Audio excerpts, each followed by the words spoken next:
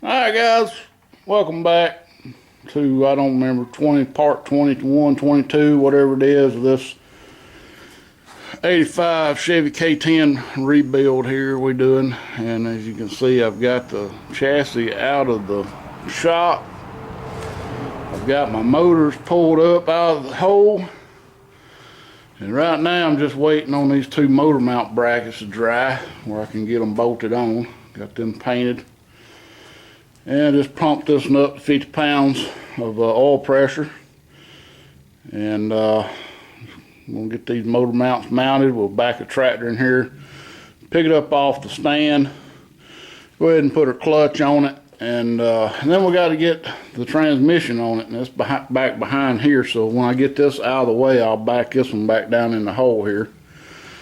We'll get this transmission out of the hole and get it bolted up, and hopefully we're going to get these set in today. I do have to move some more stuff here.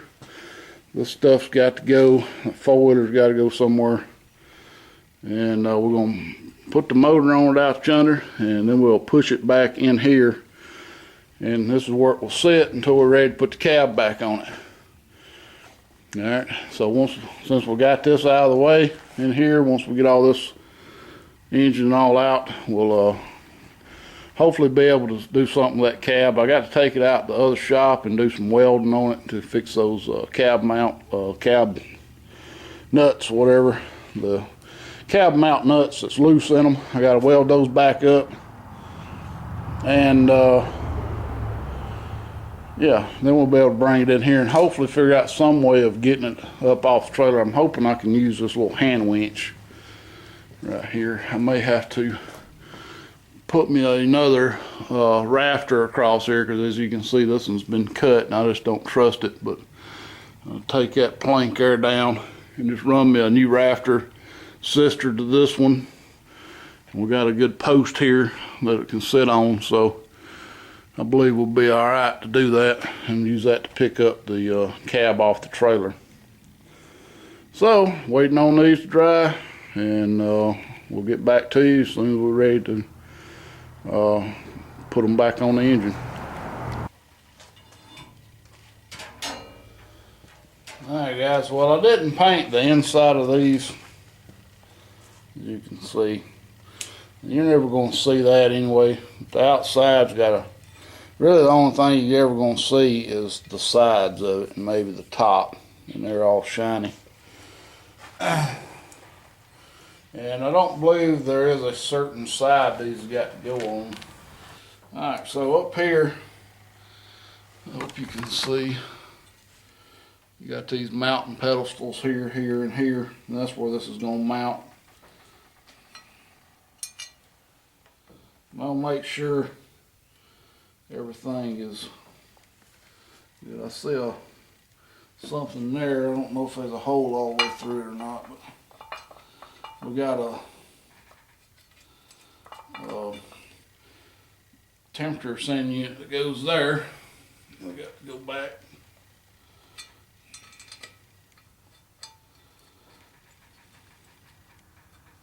I probably should have went ahead and chased these threads. It's been a long time since I built this motor, and dirt daubers and whatever may have built up in here, but maybe not.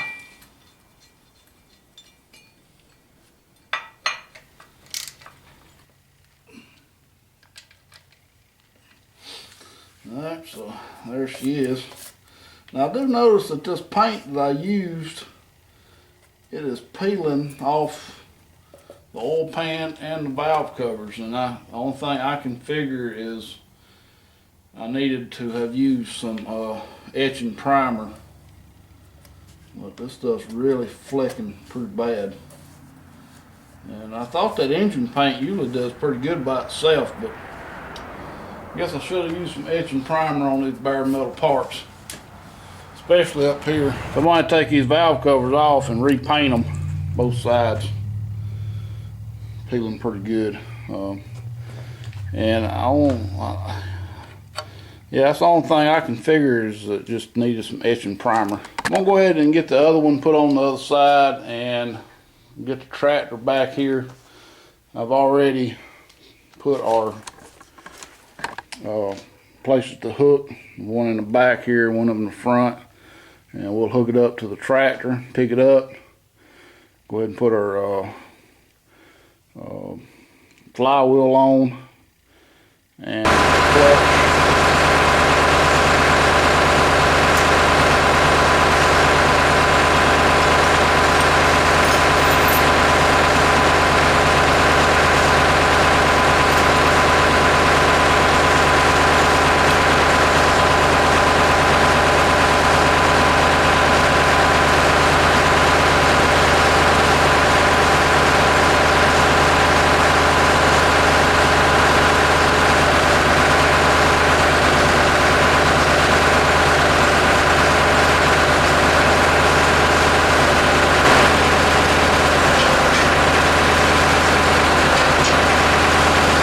Look how rusty that crank's getting. It's a damn shame. That thing got so rusty just sitting here. I think what I'm gonna do is take my brush and brush it right quick. We're gonna use blue Loctite on all the bolts. Let me grab my bolts. And I did notice one of these bolts, the tip was broke off. And they don't, all of them don't match. So I don't know what the heck's going on there, but I'm hoping it's gonna work. It's just the tip, maybe not even a quarter of an inch. This, I tell you, the more I dig into this motor that we pulled out, the more I dig into that truck, the more I wonder what has all been done to it. Because that thing is like these. These two are the same, and these three are the same. I'll show you what I'm talking about, so that you don't think I'm crazy. We can see that we're dealing with two different bolts here. You can see the head differences. Now the one that broke off is that one, so you can see what the deal is there. I don't know, maybe it'll focus. Now I believe that these other ones might have been replacement bolts, but either way, they're a little shorter than the other two. I knew that was going to happen, didn't you? So, get us a flywheel. It's getting hot. I'm going to have to come out of this damn flywheel's got no surface rust on it now. I knew it would. Let me get my chair so I can see what I'm doing. This thing's got to be lined up right. Oh man. Well, I see in the flywheel you got three holes right together, and they're going to line up with these three holes in the crank. All right.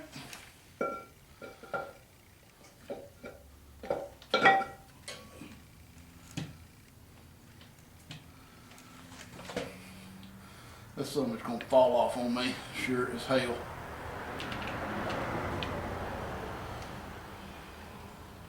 And now you're asking yourself, why didn't you go ahead and have a bolt ready? Come on, you fucking...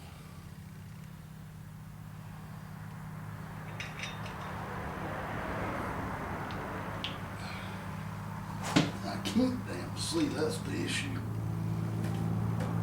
Alright, go ahead and stick this bolt in this hole right here.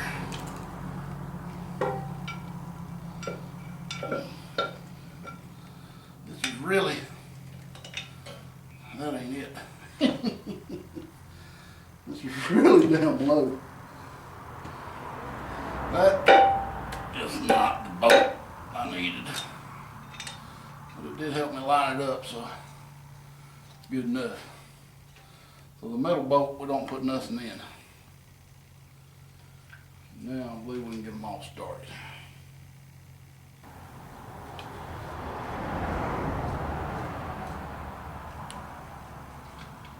Alright, well I am apparently still missing a bolt.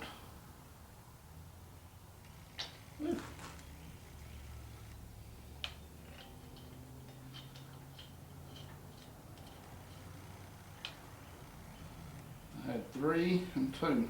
I'm missing one. I reckon that other one was missing a bolt.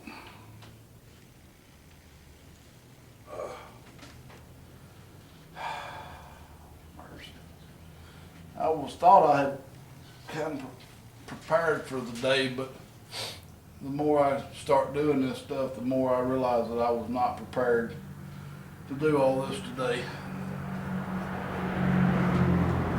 So, what we're going to end up having to do is go get us another bolt. We'll run these in, and we'll go ahead and get the pilot bearing tapped in. And that's as much as we can do right now until I go get find another bolt. And I think I have some out in the other shop. I'm pretty sure I do. Alright, so it took me a little while to find these, because I had them bagged and they were laying right on my desk. But of course, I mean my workbench. But of course, I had to go through like 3 coffee cans full of bolts looking for them, until I finally realized that they were right in front of me. At least I hope they're the right ones. They look. Now these all had lock washers on them. So, I believe that's the right one.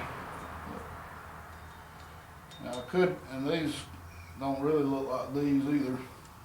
Not too much like them, but I do have a full set that I could go ahead and use, but I don't really see no reason to. If I went back and put the lock washers on all of them.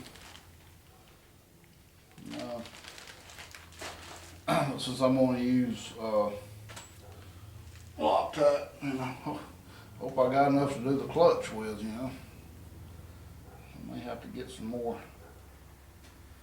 I must have spilled this stuff somewhere. Since I'm going to use Loctite, I'm just going to line that up and get it going there. It'll go in.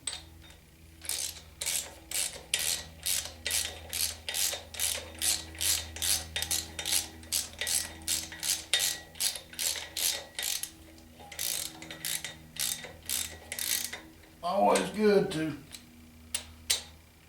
keep spare bolts and stuff from every little vehicle you work on.